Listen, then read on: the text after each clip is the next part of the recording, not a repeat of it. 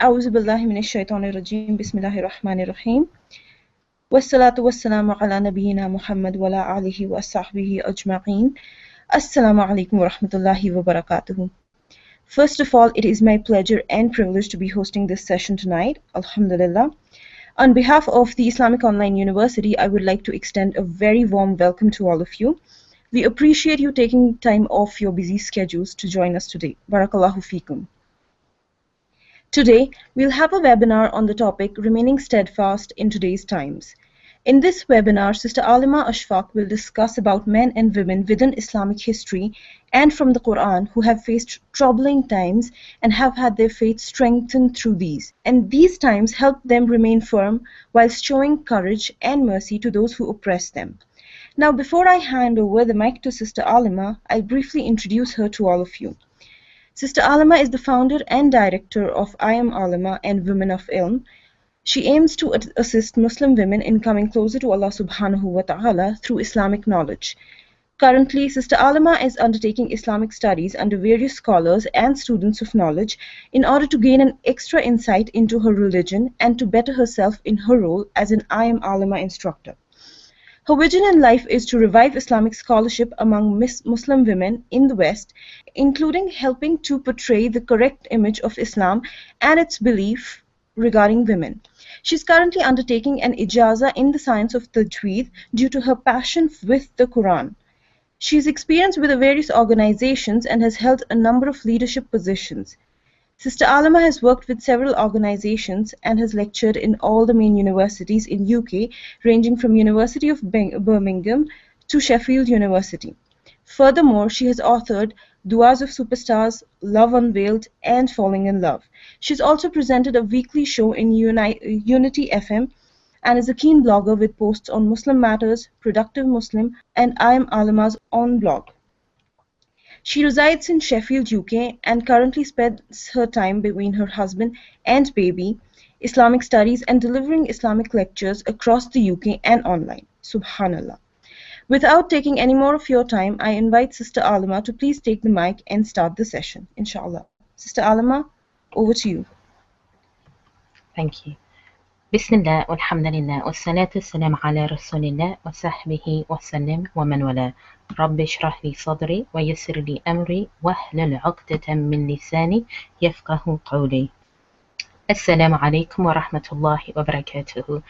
Firstly, I'm honored to be able to present to you all today, and I'd like to thank the Online Islamic University for the opportunity. And before I begin, I want to say that every single one of you who are listening today are not here by chance. Allah subhanahu wa ta'ala, He wants you to listen in. Allah subhanahu wa ta'ala, He wants you to be inspired. But it's up to every single one of you to take that chance. We all need turning points in our life. We all need transformations. So I'm hoping today will help you as much as preparing this webinar has helped me. So, Bismillah. During the time of Rasulullah ﷺ, we're fully aware that he was physically abused. He suffered emotionally when he lost his beloved wife and his uncle Abu Talib. And we learn that through his ordeals, Rasulullah ﷺ, he could have said to himself, this is too much. He could have felt helpless. By the will of Allah subhanahu wa ta'ala and by his own will, Rasulullah ﷺ, he had the motivation to transform his perspective. And this is what this webinar will revolve around today. We will, inshallah, through this short webinar, we're going to change our perspectives, especially in our lives, especially with what's happening around the world today. We see Muslims being abused, we see a lot of Islamophobia, we see a lot of Muslim countries suffering, and sometimes we ask ourselves, how do I deal with that? How do I gain motivation when I see so much awful things happening, so many traumatic things happening to the Muslim community. And we learn through the responses of inspirational individuals in the past that have been immortalized in the Quran and Sunnah. We learn what our responses should be. And we also learn from Rasulullah ﷺ that even within his community, those that were not Muslim, they may not have accepted Islam, but they helped Rasulullah ﷺ. And for those of us who are living in the West, we will see, and we have our neighbors and we have our communities, and we have lovely people here that are sympathetic to the Muslim cause. And so inshallah, the aim is to look at our responses and to be inspired. So I'm hoping this webinar will be in a systematic manner. I want you to make notes, I want you to learn, and I want you to share your knowledge. And inshallah, we'll begin our first point for today. Our first point in remaining steadfast in our current times is to understand. So one, this life is an important exam, and just as we've experienced right now, naturally in life things will happen, and just like we've done, you start again. So one, this life is an important exam. So for many of you who are listening today, you may have traveled by sea, you may have traveled by plane, and we know the sea is not always smooth, and nor is the plane. The plane has turbulence, and if you're anything like me, turbulence terrifies you.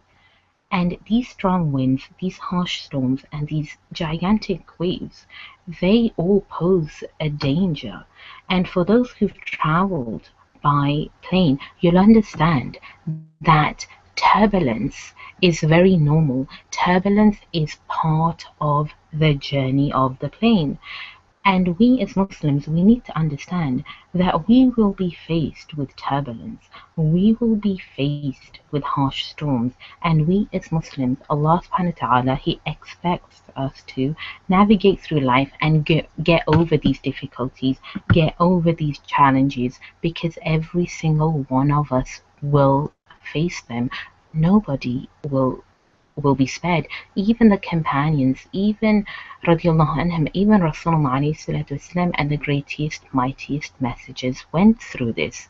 So what about us? But as I said, what were their responses? And Allah subhanahu wa ta'ala, He says, and He mentions in the Quran, He says when He talks about the test, He says it is He who created death and life in order to test you. And He wants to test us, which of you are best in deeds, and He is the exalted in might and oft forgiven. Allah subhanahu wa ta'ala, He says in the Quran, He's telling us that you will be tested and you have to be prepared. And the question is that when these trials and tribulations, when they come into our lives, how do we prepare? How can you as a Muslim living in the UK, you as a Muslim living in India, in Australia, in Pakistan, or in Saudi, how can you prepare to overcome the difficult challenges facing Muslims? How can you overcome the challenges facing you? Because what is happening to me is not happening to you. My test is unique. We may not be a refugee. However, we may have that struggle with our salah, whether it's a daily struggle or whether it's a national or an international catastrophe, we all face them. So when the Rasulullah ﷺ, when they were faced with an oppressor, when they were faced with fear, with loss, with hunger, with the Muslim community being abused, what did they do? So number one, life is a test. Number two, I want to begin the discussion with shukr, with giving thanks to Allah subhanahu wa ta'ala, and I want us to reflect over our hardships, especially as a community. And we have to realize when we reflect that we have it very easy. I'm in a warm house. You're in a relatively safe country. You have food. You may have your parents. You may have an education. And especially those of you who have an education, we all have. You have the Islamic Online University. A majority and a large part of the world do not have access to education. We are very privileged, but we never realize, and we don't realize sometimes how privileged we are because we have it in front of us. And I have friends in developing countries, and subhanallah, when I speak to them and when I look at them, they're so humble.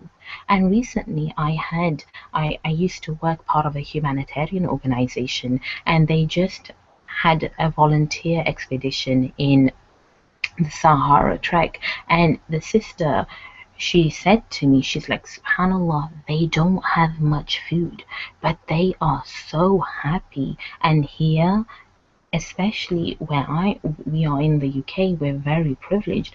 There are individuals who have everything and they're still sad. Here Allah subhanahu wa ta'ala, he reminds us constantly in the Quran, and it's a theme of the Quran to give thanks to Allah. We have Islam, we have Iman, and we have Allah subhanahu wa ta'ala. And mashallah, Allah subhanahu wa ta'ala, he teaches us about moderation, and he teaches us that look around you and realize that you have enough, and reflect over it. So today, inshallah, moving on, I will be speaking about men and women in Islamic history who have been tested, and we will derive lessons from their lives. And I'm hoping that inshallah you'll go back and you'll continue to learn from them. You'll listen to lectures, and I would advise you to make notes, because knowledge, if you don't write it down, it runs away. So inshallah, make notes. We have social mediums. Don't keep it to yourself. Share it with your family and friends and inspire them, as inshallah I hope you will be inspired today. So number one, life is a test. It's one of the greatest exams you'll ever take. Number two, give shukr to Allah subhanahu wa ta'ala. And when you give shukr to Allah subhanahu wa ta'ala, He promises us success. And when Allah subhanahu wa ta'ala, He promises us success, He says with success comes from sabr, and it comes from taqwa. And Allah subhanahu wa ta'ala, He gives us guidelines in averting harm. He gives us guidelines in averting harm and protecting us from the agendas and the hatred of others. And I want us to understand, as a Muslim community, we may be faced with trials. We may have individuals who are in authority which may have an agenda against Islam. They may have a problem with Islam because Islam is the only religion that doesn't fall to Western tastes. For example, when it comes to other faiths, when it comes to moving to the West, they generally, when it comes to the hijab, they become lax with the hijab. When it comes with the riba, they come lax with the riba. Regardless where Islam is, whatever country it is, you can have the most intelligent, the most intellectual, the most confident and dynamic woman who is very successful in a dunya sense, but she's wearing the hijab. She's covering for the sake of Allah subhanahu wa ta'ala. And this is not something that a lot of non-Muslims can understand. They can't understand, why does a dynamic woman decide to wear the hijab? They are unable to understand that you have to divide between culture and Islam, that a woman doesn't wear the hijab to please a man. A woman doesn't wear a hijab because her parents have told her. A woman wears a hijab because of her relationship with Allah subhanahu wa ta'ala. So this is something a lot of people can't appreciate. And that's why Allah subhanahu wa ta'ala, He says in the Quran, and He tells us He tells us and he says, they grieve at any good that befalls you, the believers, and they rejoice at your misfortunes. But if you are steadfast and conscious of Allah, their scheming will not harm you in the least. God encircles Allah subhanahu wa ta'ala, He encircles everything they do. And Allah subhanahu wa ta'ala said that in Ali Imran chapter 3 verse 120. So I mentioned the point, success comes with sabr and taqwa. If we connect with Allah subhanahu wa ta'ala, if we have sabr, Allah subhanahu wa ta'ala will not let anything affect us. A majority of the problems we have in our community is due to ourselves. We need to ask ourselves, how is my salah? How is my relationship with Allah subhanahu wa ta'ala? How is my relationship with my community? And something that is very personal to me, how much am I doing in my community? How much Islam am I spreading?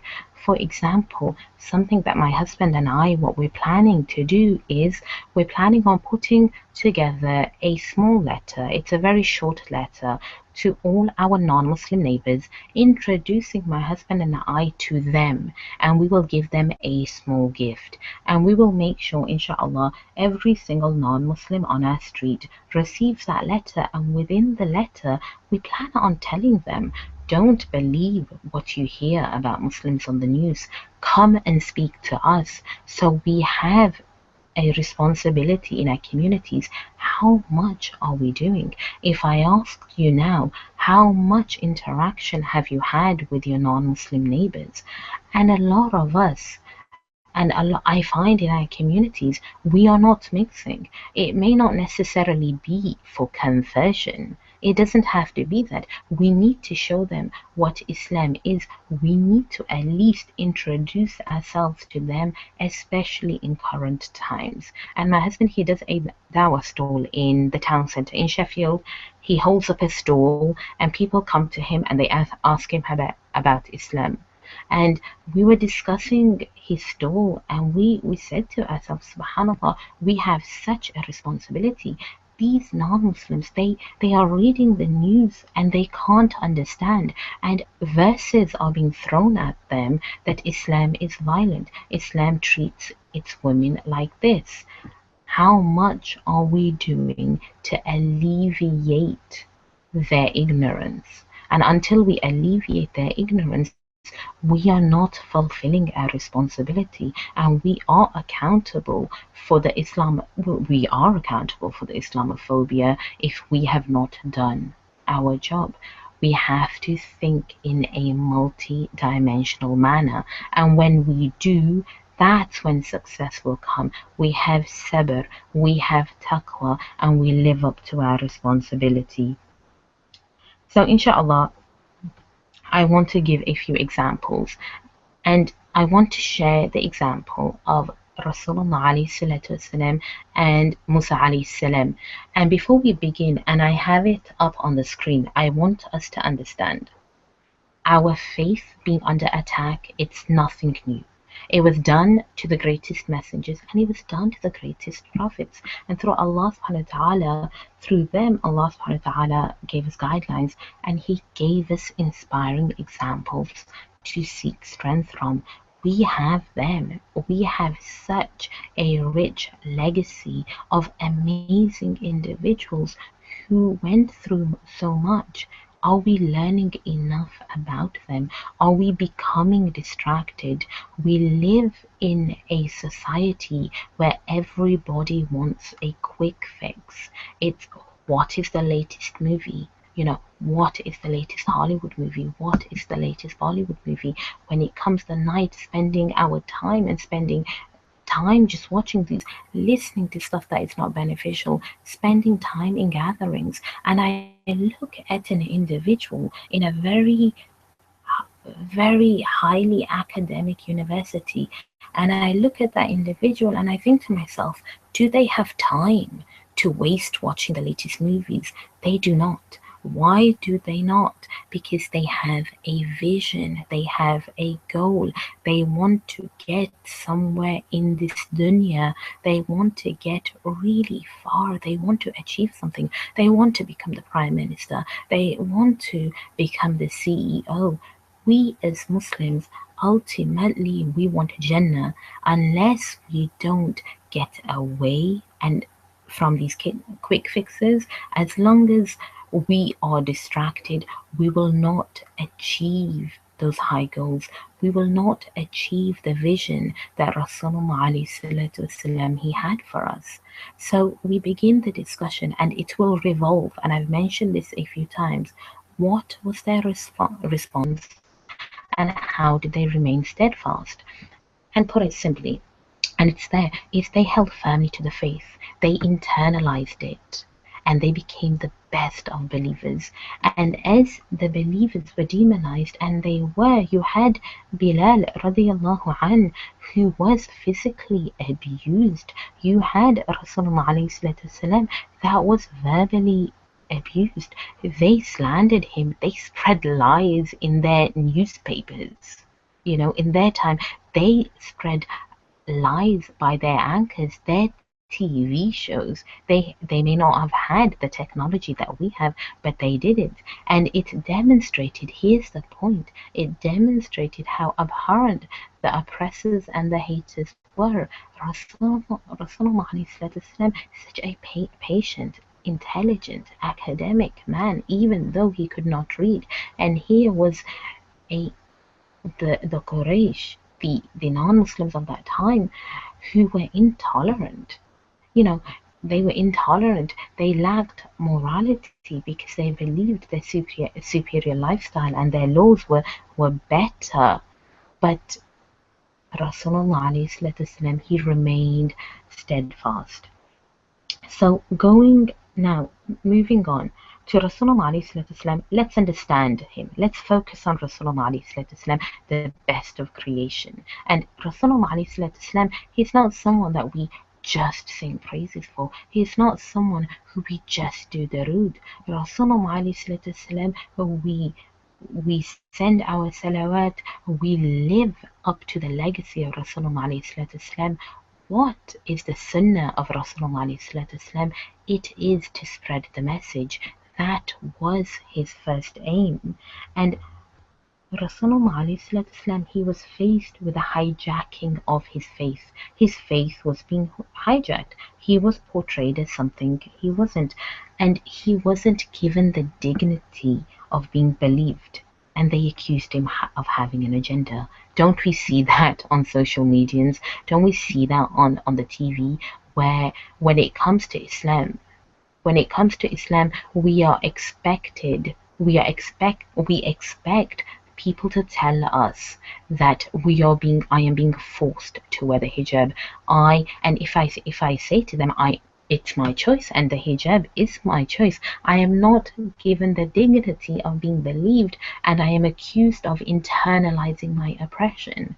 So Rasulullah ﷺ, he went through it, and he was a genuine human being who wanted to make the world a better place through La ilaha illallah. He was called a liar, he was called a magician, and in short, they would think that he's an incredibly charismatic leader who has the ability to deceive people with his speech. And Rasulullah ﷺ, he looked past it. He refused to play the victim. He let it go above and beyond. That doesn't mean it didn't hurt him. It hurt Rasulullah ﷺ, but he was stronger because he knew that Allah subhanahu wa ta'ala would eventually give him success. And let's understand the Quraysh, because when we understand the Quraysh, we will see similarities to what's happening to Muslims in our times. They had money, they had power, they hired employees to create and initiate power and to create and initiate smear campaigns.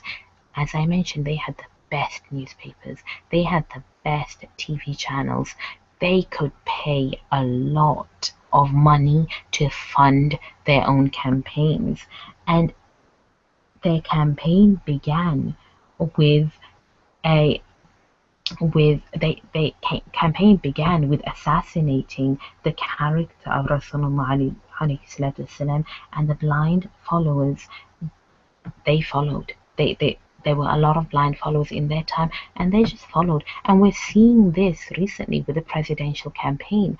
You will have someone with a lot of money, and so many people will follow him. These are apparently intelligent people, but they are deceived. And they are deceived because Islam has not been portrayed to them correctly. They are being deceived because they have never met a Muslim. And I want us to understand what one of the responses of Rasulullah ﷺ, what it was.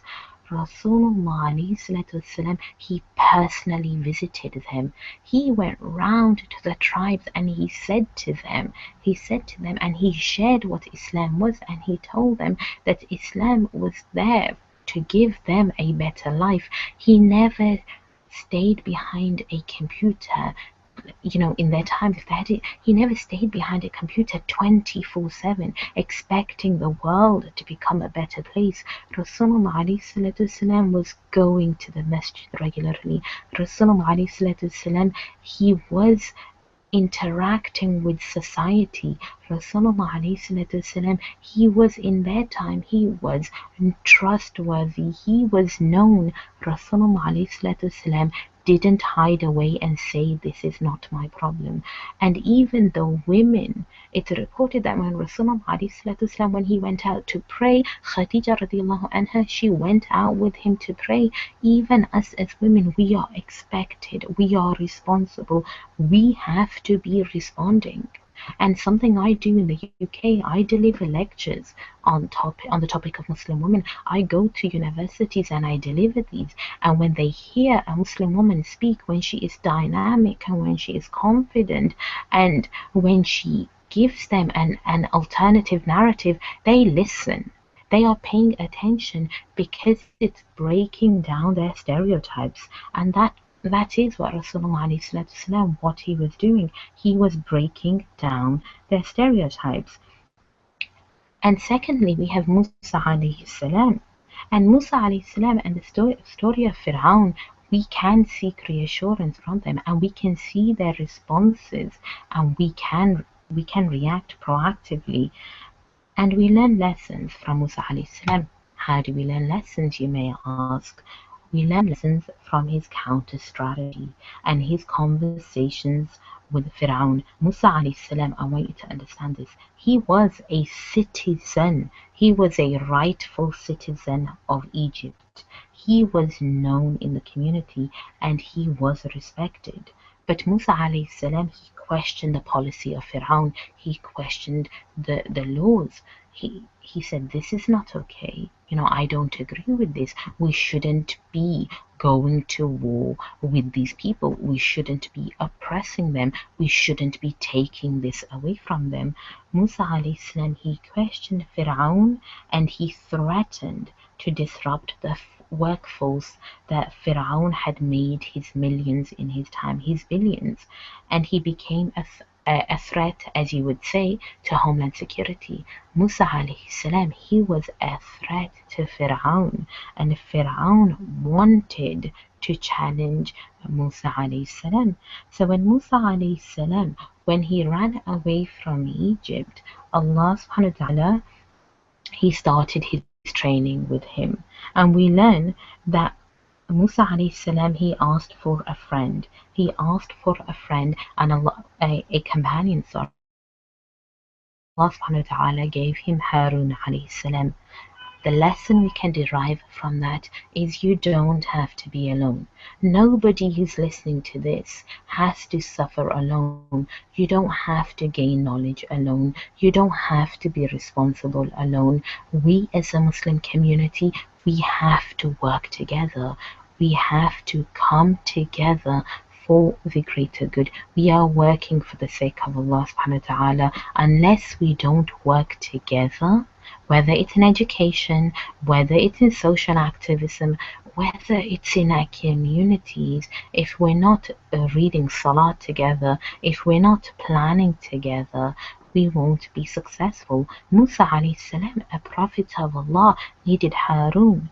Rasulullah alayhi salam needed Khadija radiallahu anha to provide solace and reassure him. We need individuals. So Musa alayhi salam, he was facing a campaign, a PR campaign at all fronts, just like Rasulullah alayhi salam.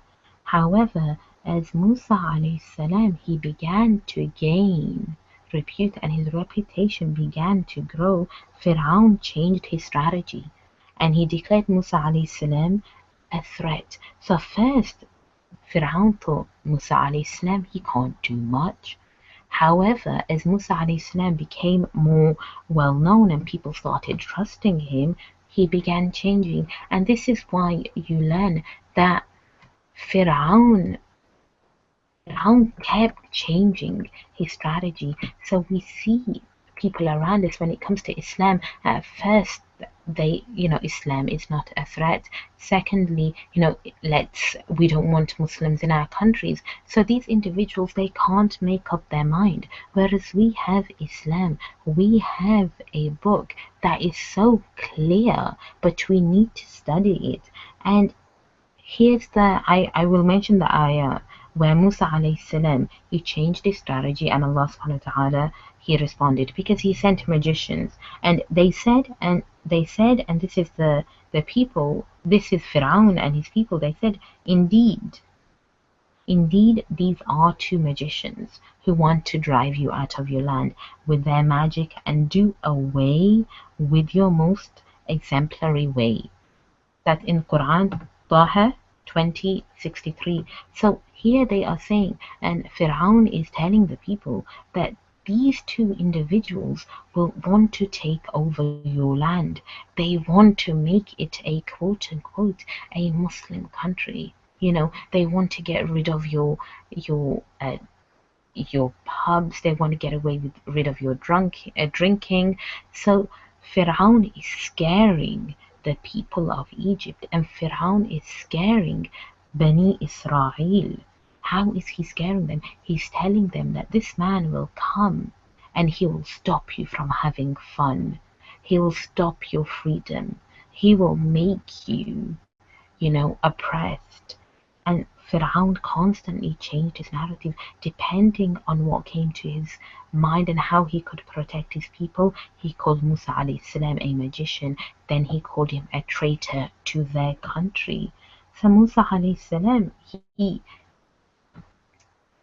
responded and he said, no, I'm here for the sake of Allah subhanahu wa ta'ala. I'm not here for money. I'm not here for power. I'm not here for my own ego. I'm here for La ilaha illallah. I'm here to help you out of your oppression. And ultimately, that's why us as a Muslim community, what is our purpose? What is our purpose in our countries? It's to make it a better place. It is to make it a happier place. It is to make it harmonious. SubḥānaLlah, we as a Muslim community, we have our problems. We have a lot of individuals who have Islam on the surface, but it hasn't gone to the heart. We have a lot of oppression that happens in Muslim families when it comes to women and when it comes to men. We have a lot of men and women not living up to their responsibilities.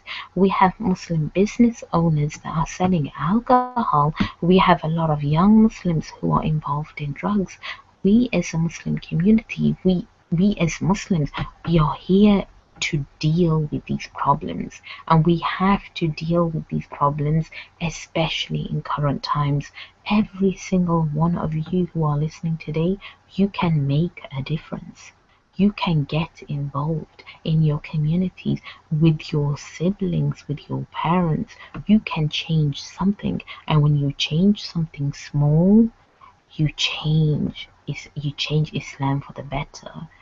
SubḥānaLlah, here in the UK recently, we had Keswick that it got flooded, and we had Muslims who went down to help the non-Muslims. They went to help them. They provided them with resources, with food, with blankets, and that was powerful. That was powerful, the impact that Islam had on them.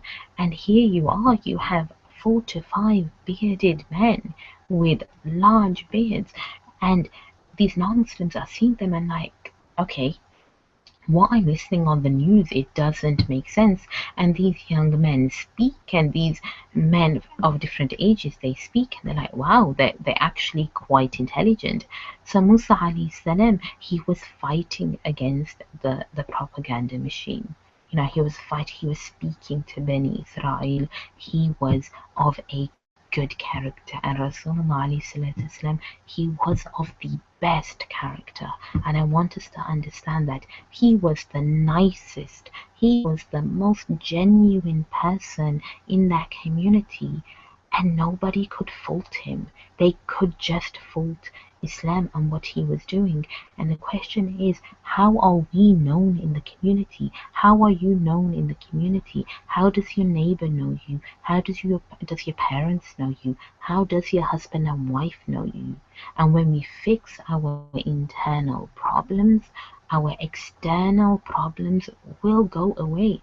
Allah subhanahu wa ta'ala, He's promised us success. It will come, but we have to deal with our own issues. And when Musa alayhi salam, when his internal, when it came to the heart, Allah subhanahu wa ta'ala, he gave him his training ground, then everything started going well in terms of his dawah. He still went through challenges, but he had the iman to overcome them.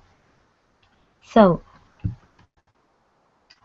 I put a statement here of Ali bin Abi Talib radiallahu anh, and he made a profound statement and goes back to knowledge. Knowledge is better than wealth. It's better than money. Subhanallah, we run after money in this dunya. Money is everything. Here, Ali bin Abi Talib, he's saying knowledge is better than wealth. Knowledge keeps and protects you while you keep and protect your wealth. Your wealth, it's yours, but it doesn't really protect you.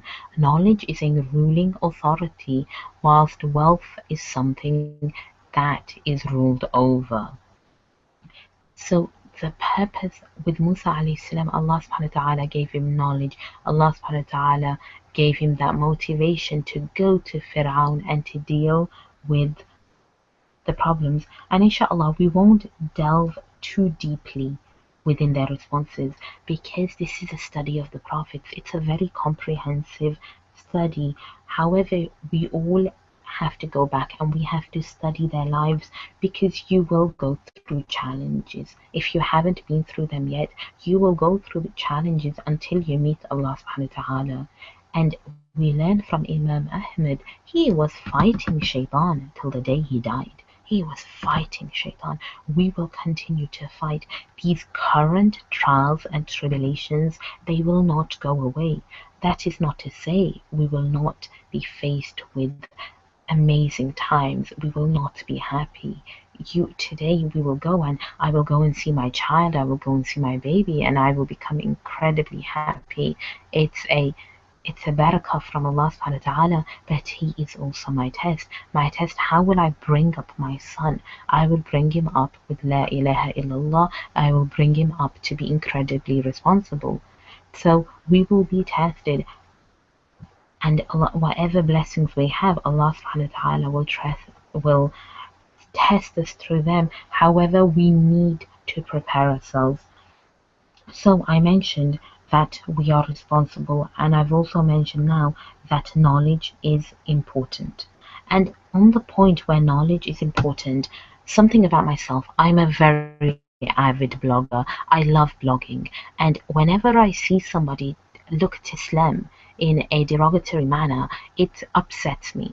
However, as I'm proactive, I try and engage in a intellectual discussion with them. And I repeat that, in an intellectual discussion, we as the Muslim community, we have to be sensible. When I'm discussing with them, sometimes you'll have another Muslim and he'll use bad language. he'll use bad language, and I'm like, subhanallah, that's defeated the whole purpose of that discussion. Then you'll have someone who doesn't have that much knowledge, and they'll post something, and you're like, subhanallah, that hasn't helped the situation. And a lot of Muslims, they don't know how to respond. So in our current times, knowledge is pivotal. We need to know. We need to know enough about our faith to be able to defend it. And we don't even have to be that defensive, by the way. When we start living Islam, when we start becoming communities that are rich, that are dynamic, we will have non-Muslims come to us and say to us, like, wow, this is what you do, this is what Islam stands for. They will come to us, but unless we don't revive ourselves with knowledge, and unless we don't follow that up with action, we won't move forward. And that's why on screen we learned it from the dua of Ibrahim alayhi salam. And Ibrahim alayhi salam, he had an exceptional long-term vision when it came to his activism and spirituality. Ibrahim alayhi salam, he made dua for us all. Ibrahim alayhi salam, he understood that my people will need, they will need to be submitted to Allah subhanahu wa ta'ala for them to be successful. And here we are, we still have Islam. We still have Iman, we're still going. The dua of Ibrahim alayhi salam, it's worked. And we need to have that long-term vision. We need to have that long-term vision in our communities, and we need to have that long-term vision with our families, and we need to have that long-term vision with us, irregardless of what trials and tests we're going through. So I've shared a few stories with you, and I don't have much time, so I want to share some examples of perseverance and strength, and I've got a few pointers which I want you to take away from this.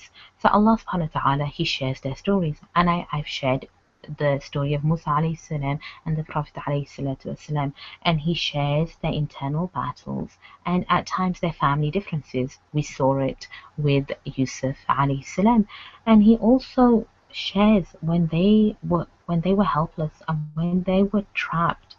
But during these trials and during these tests, these amazing individuals, they changed their lens, they took off their glasses, and they cleaned them and they put them on again, and they were seeking Allah subhanahu wa ta'ala. They were seeking Allah subhanahu wa ta'ala, and they understood that it was only Allah subhanahu wa ta'ala that could help them get through their trials and tests. And that's something we need to understand. I've said so much in this webinar, but if I could say one thing to you, is that the only way to overcome these trials and tests is your connection with Allah subhanahu wa ta'ala. That is what made Yusuf alayhi salam so great. That is what makes him a symbol of coming out of that whale alive. He was a symbol of someone who overcame one of the greatest trials. People in this day and age don't survive like that, but he made dua to Allah subhanahu wa ta'ala, and Allah subhanahu wa ta'ala helped him. They never gave up. They stood up for justice, and they constantly made dua. And Musa alayhi salam, and I love the story of Musa alayhi salam, his ummah was the greatest and the biggest ummah, the largest ummah after Rasulullah alayhi salam. So we have to seek lessons from him. So I'll mention this in points. So number one, and I'm summarizing everything as well. So number one, they went through terrible ordeals and horrific crimes. It was committed against the believers. So they went through terrible and horrific ordeals, but they overcame them. And we learned the story from Musa alayhi salam when he's a child. So now let's take a trip back. And let's rewind the video all the way to the start. Musa alayhi salam, and Allah subhanahu wa ta'ala tells us that Musa alayhi salam, he lived in a time, and you all may know the story, he lived in a time when Fir'aun was murdering babies. You know, subhanallah, I have a child. I can't imagine what I would do if I lost my child. It's traumatic to even think about it. He was committing a genocide. Forget one child, forget two, forget 10, forget 20. He was killing them one after one. And Musa, the mother of Musa alayhi salam, she found out that she was pregnant. You know, when you're pregnant, it's one of the happiest news that you can have. It's something that you want to share with your family, something you want to share with your husband, something that you want to share with your parents that may be living in another city, that finally they have a grandson or a granddaughter that they can spend time with and they can see him or her grow up. And she became fearful for her child. She was so scared. And her motherly love caused her so much stress and so much distress that she turned to Allah subhanahu wa ta'ala and she sought inspiration from Allah subhanahu wa ta'ala. And the strangest thing happened. Subhanallah, I'm scared for my child, and I turn to Allah subhanahu wa ta'ala and I ask Allah, oh Allah, help me. Can you imagine what I expect the response to be, and what is the response that Allah subhanahu wa ta'ala gave the mother of Musa? This is why we have to seek strength and inspiration from these individuals. And let me mention point number 2, and we'll continue the story of Musa. Number 1, they went through terrible and horrific ordeals, just like us. They went through challenges. Number 2, we learn from Musa that she put her complete and utter trust in Allah subhanahu wa ta'ala, that whatever she was going through, there was a purpose for it, and that Allah subhanahu wa ta'ala, He was helping her overcome her test, and He just expected her to turn to Him, not to turn to her husband, not to turn to the local hospital, not to turn, those are things that come after you turn to Allah subhanahu wa ta'ala. Number 1, you turn to Allah, and Allah subhanahu wa ta'ala He told her to throw her in the river. And if you've seen the river Nile, it's not like your canal outside. It's not like your canal. The river Nile it's a massive river. If you throw somebody in there, they will probably not survive. And can you imagine how the mother of Musa felt? She's commanded by Allah subhanahu wa ta'ala and she completely trusts Him. But she's thinking to herself, what a commandment. And Allah subhanahu wa ta'ala gives her strength.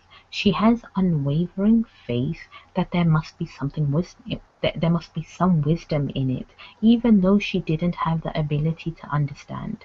Now think about our times. What are we going through? Are you willing to look at the wisdom of these tests? Are you willing to understand that Allah subhanahu wa ta'ala is preparing you for something great? He is preparing something great for you and I, but what is it? We have to be patient. It took trust, it took tawakkul, and we as individuals, we need to seek strength from completely putting our trust in Allah subhanahu wa ta'ala. And as a Muslim community, we may become fearful, we may be scared, but still, just like Musa, we have to do everything it takes to spread La ilaha illallah, especially now. People need to hear about Islam from a different perspective. We have to refuse to let people hijack our faith. You have to be involved in initiatives in your community to share Islam in a positive manner, to move beyond the narrative. And when we are willing to let go of this temporary dunya and everything that distracts us, and when we fully devote ourselves to Allah subhanahu wa ta'ala, He will bring us back in a better form. This is not to say we should leave our jobs. No, that's part of the dunya. Even that is something that we can utilize and spread La ilaha illallah by being positive role models. But no, whatever role we have, we turn to Allah subhanahu wa ta'ala and we do it well. And when Musa alayhi salam, and we encounter the power of Allah subhanahu wa ta'ala through the story of Musa alayhi salam, I love this. Allah subhanahu wa ta'ala, He's teaching us a lesson, and He wanted to set a lesson with Musa alayhi salam. There's something profound happening here. He was teaching us that He will raise Musa alayhi salam in the house of Fir'aun, in the house of the president and the prime minister of our times. And He raised Musa alayhi salam in the house of the tyrant. He's a murderer, and he was protected. Can you imagine that? Allah subhanahu wa ta'ala, He will never let you down. He will never let you down. And He didn't want the mother of Musa alayhi salam to be sad. Remember, Allah subhanahu wa ta'ala doesn't want you to be sad about the current times. Allah subhanahu wa ta'ala, He doesn't want us to grieve. He didn't want the mother of Musa to grieve. He cared about her feelings, and He reminds us that when we are alone and when we are sad and when we feel helpless, just like He was planning the return of Musa alayhi salam, He will plan our return, and He will raise individuals in this community who will revive La ilaha illallah. So Allah subhanahu wa ta'ala, He makes us a promise, and He will fulfill His promise. Point number 4, this life is a training ground. Musa alayhi salam was trained by Allah subhanahu wa ta'ala, and similarly, this life and our communities and our tests and every single thing we are going through, wherever it's happening in the world, it is a training ground. We need to constantly ask ourselves, what is Allah subhanahu wa ta'ala teaching me? What is my specific mission? And when you are faced with a test, or you're watching the news and you see Muslims suffering, you need to ask yourself, what specifically is in my control, and what can I do to make a difference? And Allah subhanahu wa ta'ala, at the very beginning of Surah Taha, He's telling us that Musa alayhi salam was being trained. Musa alayhi salam was being prepared for something, and we learn what it was in his story. Number 5, we need to connect with Allah subhanahu wa ta'ala through our salah and our dhikr. Because our salah and our dhikr, they will solidify our foundation. There's no point being stressed and distressed and neglecting our salah. Our salah is the foundation. It is the ladder of success. It is the pillar that raises us and keeps us firm, and without it, we as believers, we are empty vessels. And as I've written, we are like a dying land and a soul that has been deprived of life. We need our salah, we need our dhikr, and we can never lose hope in those who have lost their way. Don't think these individuals who are speaking against Islam, Allah subhanahu wa ta'ala can guide them. We have to see them from a different perspective. And I don't have much time, so I will mention a few points, inshallah, and we will have a Q&A. So, number 6, I hope I've got the numbers right. And I've mentioned don't lose hope in their way. And we learn this through the story of the Prophet alayhi salam and his painful ordeal with life. When Rasulullah alayhi salam, when he turned to them for help, when he was in need, they asked the children and they asked the foolish of the town to stone Rasulullah alayhi salam. To stone Rasulullah alayhi salam, and distraught Rasulullah alayhi salam, he left and he sat down, and he could have cursed them, but Rasulullah alayhi salam, he didn't do that. Rasulullah ﷺ has a very long-term vision. He asked Allah subhanahu wa ta'ala through Jibreel ﷺ to spare them, and he said, perhaps their children will be righteous. And look at Taif now. It is full of Iman, Islam and Ihsan. And just like this, it's our job to remain strong in these troubling times. And Allah subhanahu wa ta'ala will facilitate us. He will guide people around us. He will help them change. We just have to keep going. Our success and our revival is all in the hands of Allah subhanahu wa ta'ala. And we as a community, we need to revive our love of Allah subhanahu wa ta'ala. We need to revive our worship of Allah subhanahu wa ta'ala, because this is where success and renaissance lies. This is where change is. And my final thought, and I will end on this, is that Allah subhanahu wa ta'ala, He constantly reminds the believers. He constantly reminds the believers that don't lose hope. Don't lose hope. I know it's hard, and He knows it's hard, but don't be disheartened. And even if the world comes against you, still the sun will rise from a darkened day. The sun always rises. We will always rise. And even if we have policies written against us and PR campaigns to dismantle our faith, it should make us hold on stronger. We understand the book. They just see the cover.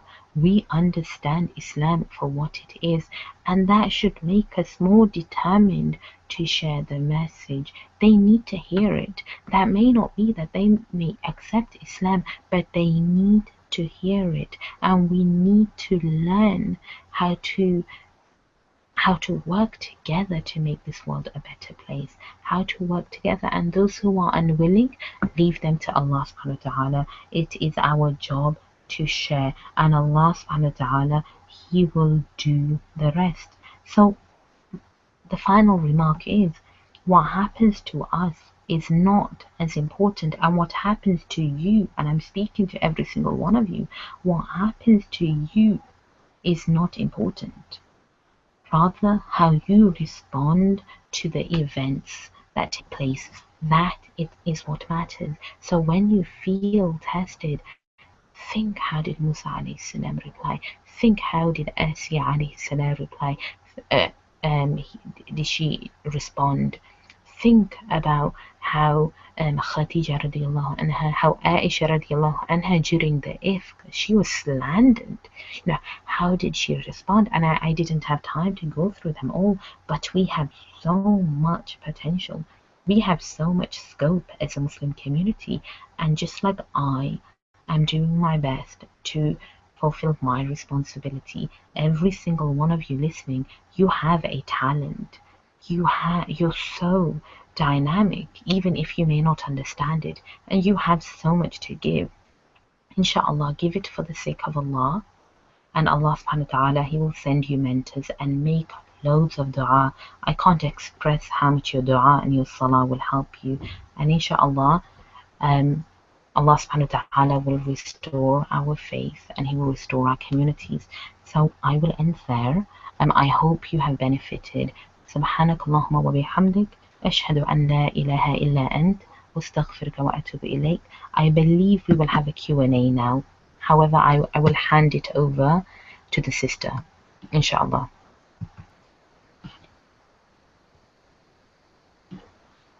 Barakallahu fiki, sister, for such an interesting session. I personally learned a lot, alhamdulillah. Before we move on to the question and answer session, we have an announcement to make.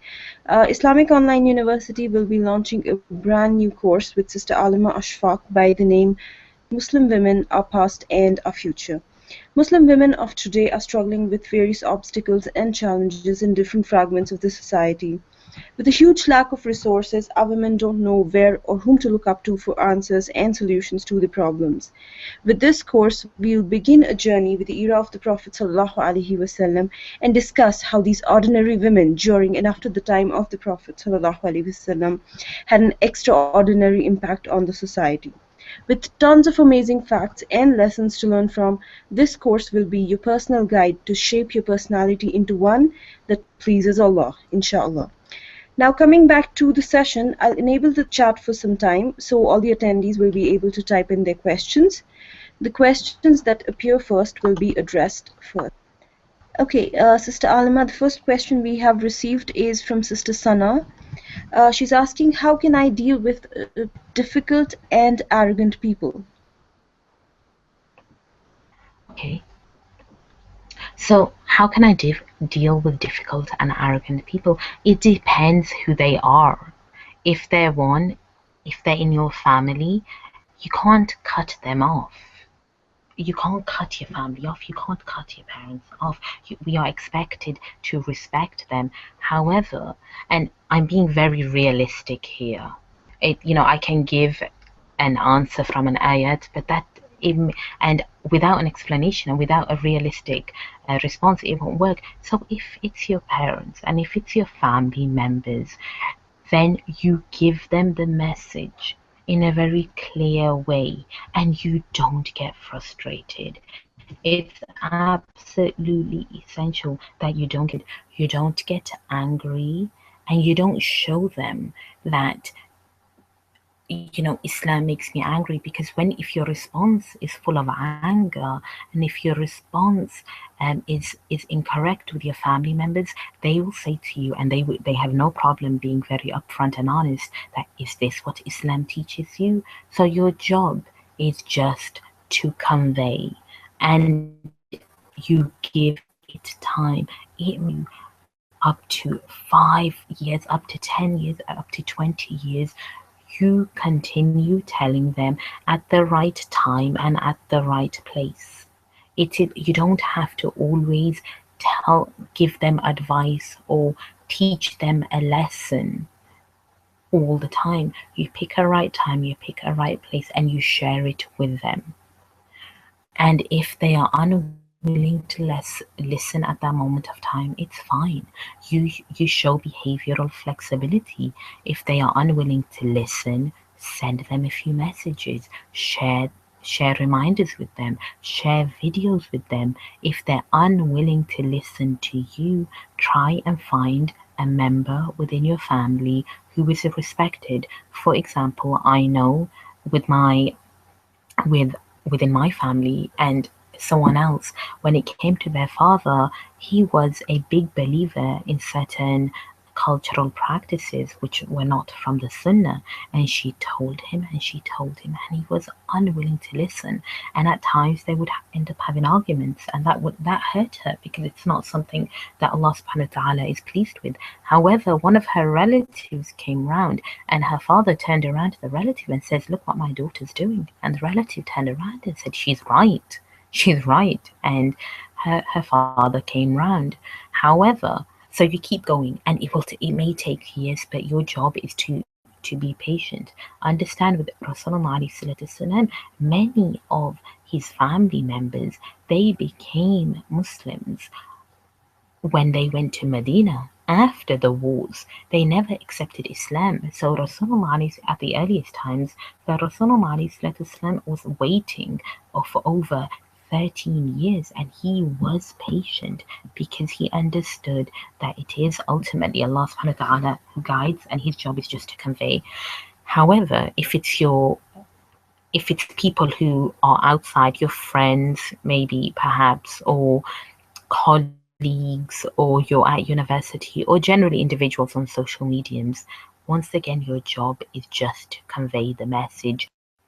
From what I was mentioning, that if it's people outside of if it's your friends or if it's communities and social mediums, your job is just to convey on an intelligent and intellectual manner, be incredibly sensible. And if they are unwilling to listen, then feel free to leave the conversation after you've conveyed. Do not surround yourself with toxic people.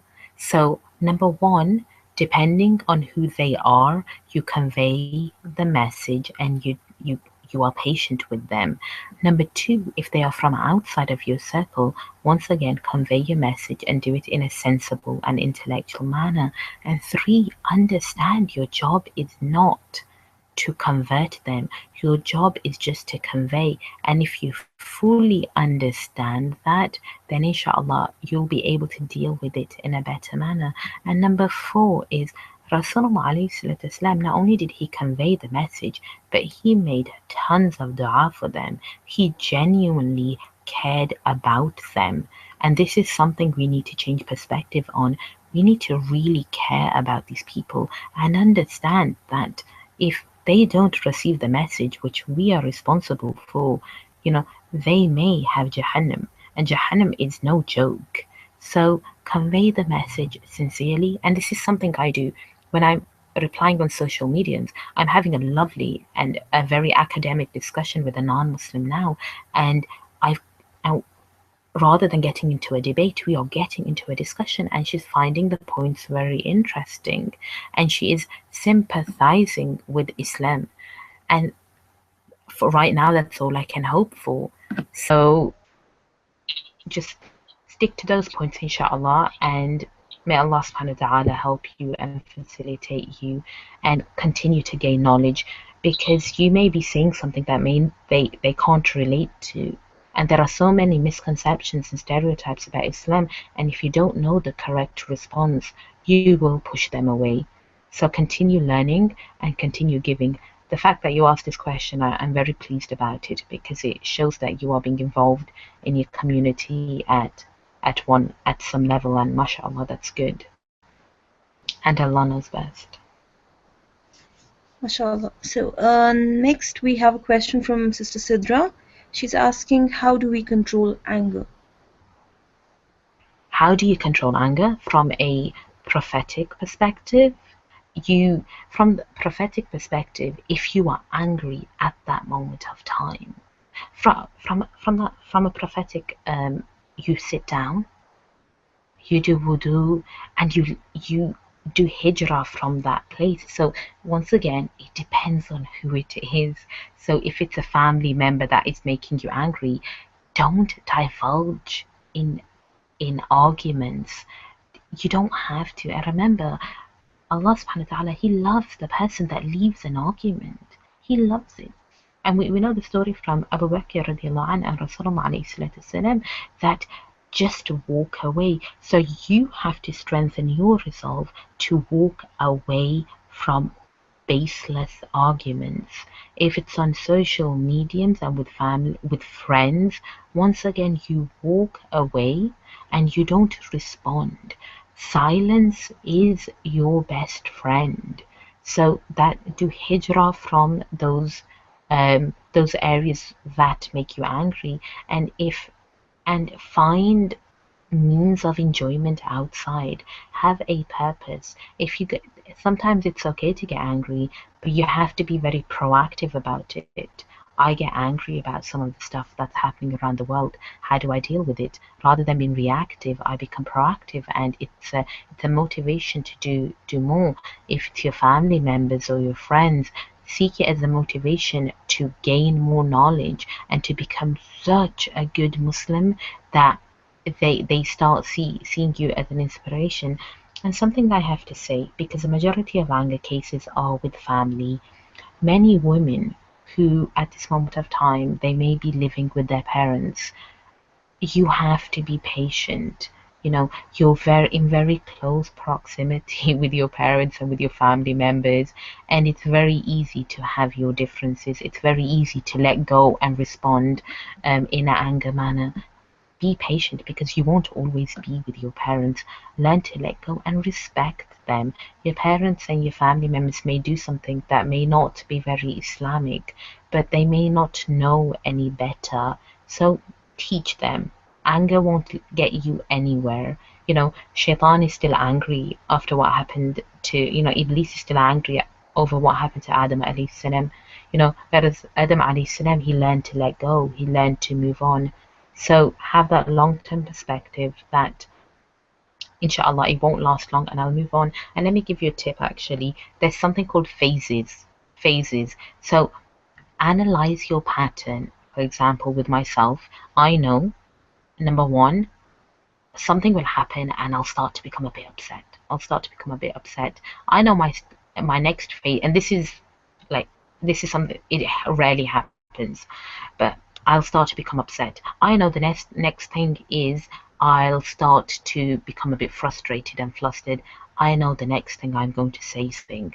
After I've said something, that's when I become angry. After I've become angry, I'm going to calm down, and then I'm going to regret it. These are my 7 phases. So what I do, I already know what my phases are. So before I even get to the angry phase, at the flustered state, when I'm frustrated, I leave the room. I move on. I'm like, forget this. I'm not even going to get to that stage. I'm not even going to get to the regret, because it's not worth it. Ultimately, that's what shaitan wants, and I've got too much to do in my life. I have too much of a greater purpose to let someone demotivate me or put me down.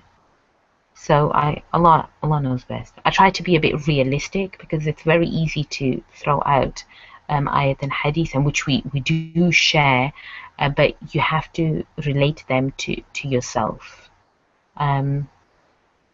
Yes. Any more questions? Yes, we have a question from Sister Yasmin. She asked, can a divorced Muslimah prefer to live alone with her child, or second marriage is compulsory? Marriage is not compulsory, and that we know the reason why we know it's not okay. We have to look at it from a fit perspective. It's like fard, sunnah, makruh, and then it goes on to haram, and I've missed a few out. But look at the fard. Is it fard to get married again? No, it's not. Is it sunnah to get married? Yes, it's sunnah to get married. So we know that there are a lot of women within Islamic history. We know the mother of Imam al-Shafi'i, she was a single mother. So you can live alone with your child, but you need to analyze that from a very practical perspective. You need to look at your physical, your emotional, your financial needs. You look at all your needs and you make a very, very calculated decision. It's all about the practicality of it. So is it okay? Is it haram for you to remain single with your child? No, it's not. For you personally, is it recommended? Is it a sunnah? Only you can answer that question, because only you know your physical needs, only you know your financial needs, only you know your emotional needs. Are you a person that needs to feel loved? Marriage it's beautiful. If you get married to the right person, it's one of the most amazing things that can happen to you. They can provide you with a lot of solace. We learn the ideal marriage of Rasulullah and Khadija radiallahu anha. So answer those questions for yourself, and then make the decision, and do istikhara and do istishara. Istikhara is your prayer. Istishara is consultation. Don't just ask. You can ask a knowledgeable person or a sheikh or a imam, but you need to ask your family and friends who know you. You need to look really deep within yourself and make that decision.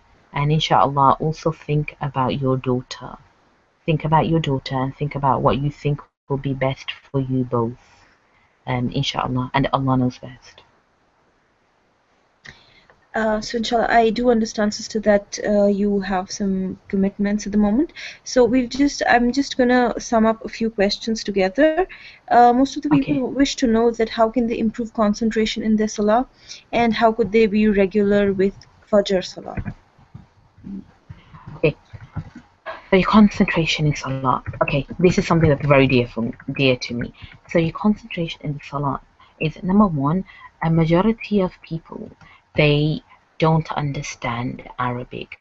So one of the main ways you can have concentration in the salah is know what you're saying.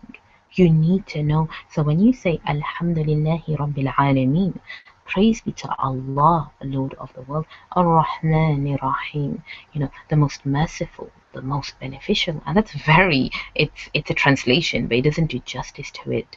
So number one, know everything you're saying. Number two is set the scene for your prayer. Before you begin to even pray, know that I'm about to go in my prayer. I'm about to go and pray to Allah subhanahu wa ta'ala, Rabbil Alameen. Allah subhanahu wa ta'ala, He's so amazing. Look at the names of Allah subhanahu wa ta'ala. He's Malik, He's Quddus, He's As-Salam. So you realize who you're praying to, and you go in your salah with that intention. So I can give so many tips. So one, I'll do the. Is it okay? I'm going to mention 5 points, and then I'm going to. I won't divulge because I can go on all day. So number one is know exactly what you're saying. Know exactly what you're saying. Two is memorize more Quran, because the majority of individuals are reading Surah Ikhlas or Surah An-Nas in their salah, so their salah is becoming very habitual. Memorize Quran on a regular basis, and even if you read a few new verses of Quran every salah, you're having it's a new relationship with Allah subhanahu wa ta'ala. Also, if for the men, go to the masjid early and connect with the people there, connect with Allah subhanahu wa ta'ala. The other thing is, when you recite Surah Al-Fatiha, understand that Allah subhanahu wa ta'ala is responding to you. So when you say Alhamdulillahi Rabbil Alameen, Allah subhanahu wa ta'ala, He says, my servant has praised me. You know, the feeling of speaking to Allah subhanahu wa ta'ala should put you in the right mood for khushu. Your recitation, if you know how to recite well, recite the Quran slowly and reflect upon its meaning deeply. Read the tafsir before you go in. I'll end there. The other question, is it okay if I end now, because I can hear my baby? And it's better okay, if I could just. So we just end with this one question. Can we make the letters to neighbors anonymous and give the return address to the masjid for the neighbors to go to the masjid for more information? Yeah, of course you can. The way you do this project or initiative is totally up to you. My husband and I, we prefer to put our names on there. That's just, we don't mind.